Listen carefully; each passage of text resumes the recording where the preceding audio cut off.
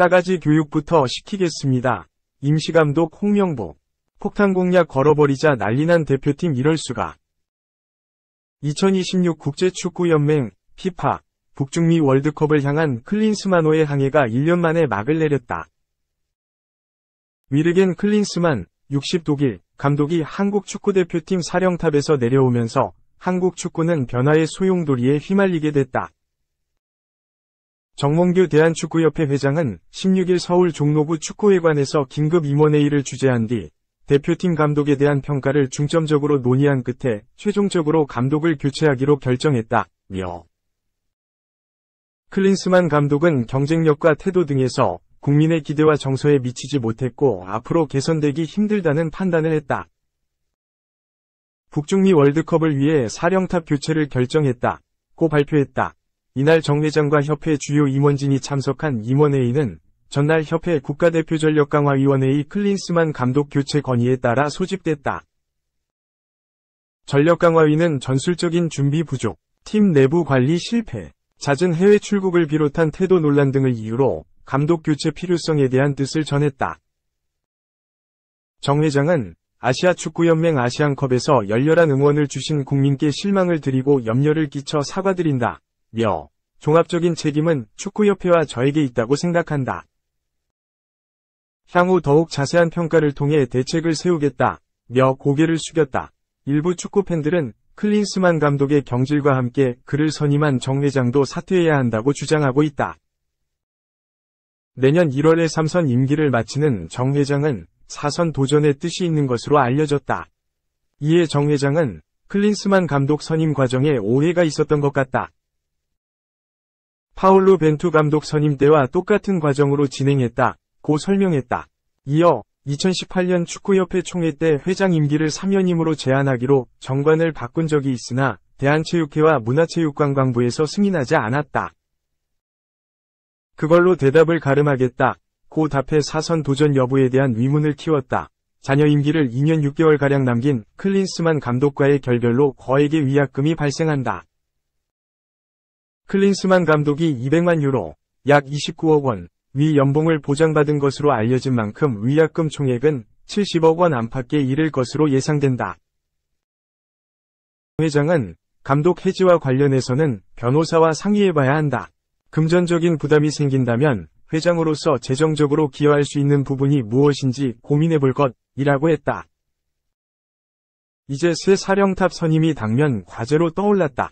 다음 달 21일 홈, 과 26일 원정, 태국과의 북중미 월드컵 아시아 지역 2차 예선 일정까지는 시간이 촉박해 임시감독 체제가 유력하다. 이 경우 국내 지도자가 임시로 지휘봉을 잡을 가능성이 크며 황선홍 올림픽 대표팀 감독, 홍명보 울산 HD 감독 등이 후보로 거론되고 있다.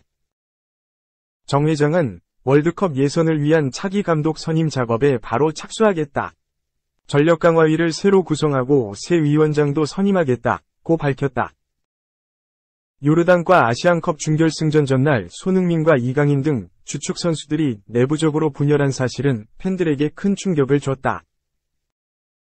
정 회장은 50명 이상의 선수가 40일 이상 합숙하면서 예민한 상황에서 일어난 일이라며 너무 시시비비를 따지는 것은 상처를 악화시킬 수 있다. 언론도 팬들도 잘 치유하도록 도와달라고 말했다. 관련 선수의 징계 가능성에 대해서는 소속팀이 있는 선수이기 때문에 소집을 안 하는 징계밖에 없다. 추후 대표팀 감독이 선임되면 방안을 잘 논의하겠다고 했다. 2. 한국서 경질 오른쪽 화살표 위약금 70억, 클린스만. 바로 취업하나, 미넨 차기 사령탑 잠재 후보 거론. 대한민국 축구대표팀 부임 1년도 지나지 않아 경질된 독일 출신 위르겐 클린스만 감독이 독일 명문 바이에른 뮌헨 차기 사령탑 후보로 거론되고 있다.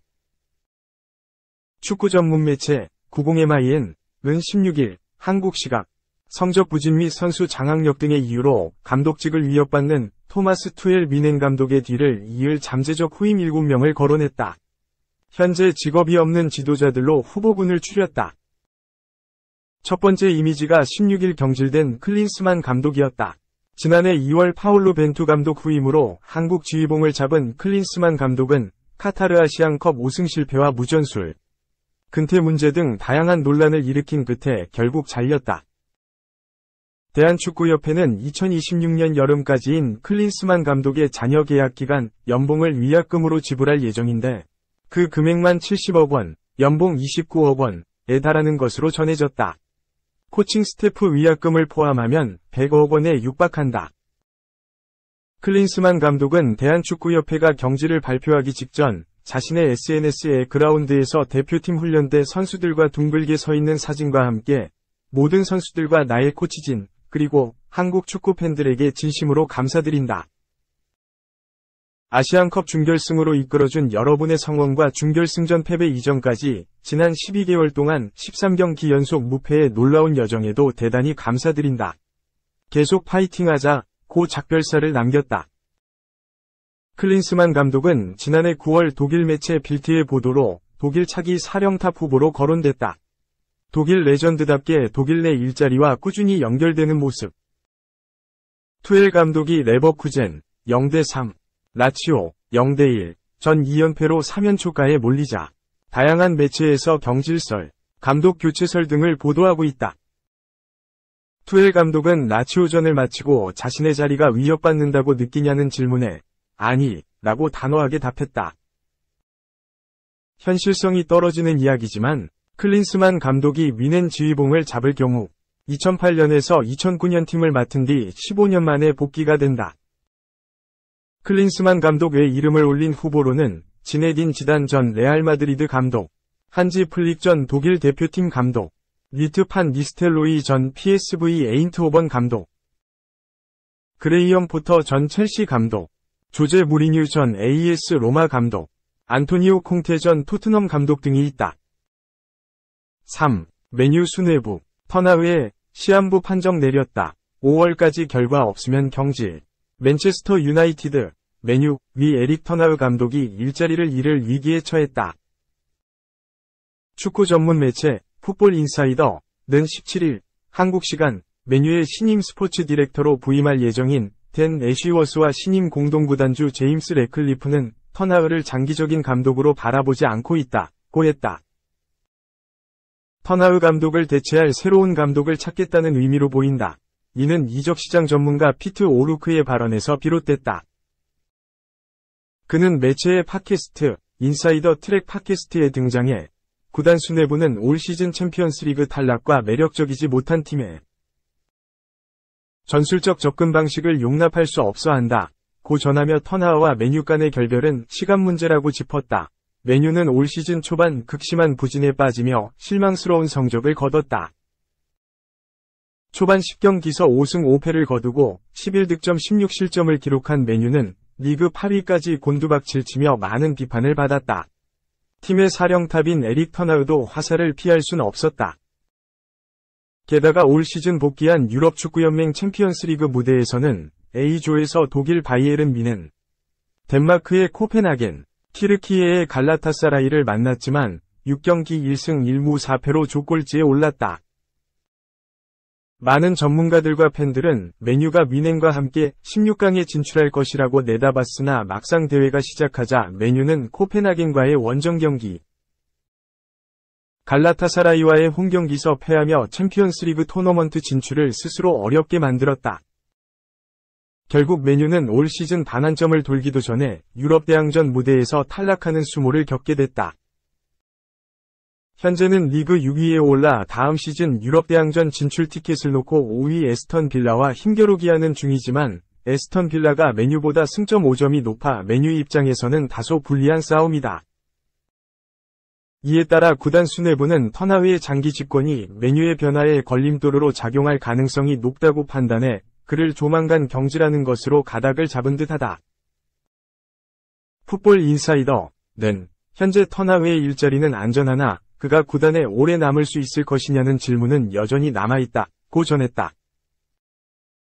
또한 터나흐는 메뉴와 2025년까지 계약한 상황이지만 시즌이 모두 종료되는 올해 5월까지 자신을 레클리프와 그의 회사인 이네오스에 증명해야 한다고 전하기도 했다. 즉 터나흐가 올 시즌 말까지 인상적인 결과를 내지 못한다면 그의 해임은 필연적이라는 이야기다. 현재 맨유는 상승세다. 지난 12월 중순 라이벌 리버풀과의 리그 더비 경기서 원정이었음에도 무승부를 거뒀고 이어진 9경기서 6승 1무 2패를 기록하고 있다. 특히 지난 여름 맨유에 합류한 덴마크산 스트라이커 라스무스 헤이룬이 골 감각을 되찾는 데에 성공해 맨유의 반등이 가능할 수 있었다. 다만 여전히 터나흐의 축구는 구단의 지지를 받지 못하는 모양새다. 래클리프가 지난해 말 구단 지분을 부분 인수하며 공동 구단주 자리에 오르며 오랜 기간 이어져 오던 맨유의 부진을 끝내고 혁신을 일으키겠다고 발언한 만큼 터나흐의 지도에도 문제가 있다면 즉시 내치겠다는 입장으로 해석된다. 한편 터나흐가 올 시즌을 끝으로 팀을 떠난다면 현재 보루시아 도르트문트로 임대를 떠난 제이든 산초가 맨유에 다시 복귀할 이유가 생긴다. 산초는 올 시즌 초 터나흐와 반목하며 1군에서 추방당했고 반년간 경기를 뛰지 못하는 처벌을 받았다. 결국 그는 지난 1월 겨울 이적 시장을 틈타 친정팀인 도르트문트로 향해 터나흐와 잠시 멀어진 상태다. 다만 산초가 도르트문트로 완전 이적하지 못할 것으로 보여 맨유는 터나흐나 산초 둘 중 하나를 내치는 선택을 내려야 한다. 이달 초 도르트문트의 스포츠 디렉터 제바스티안 켈은 산초의 이적에 대해 그의 완전 이적은 현실적이지 못하다며 산초의 경우 지난 2년 반 전 그로부터 어떤 돈을 받았는지 고려한다면 굉장히 어려운 선택이라고 발언했다. 산초는 지난 2021-2022 시즌에 맨유로 이적 오며 7,300만 파운드, 약 1,225억 원, 미 이적료를 도르트문트에 안겨줬다. 터나흐의 미래가 다소 어두운 가운데 그가 현재 참가하고 있는 대회인 FA컵과 프리미어리그서 호성적을 거두고 구단 수뇌부의 마음을 돌릴 수 있을지 관심이 집중되고 있다.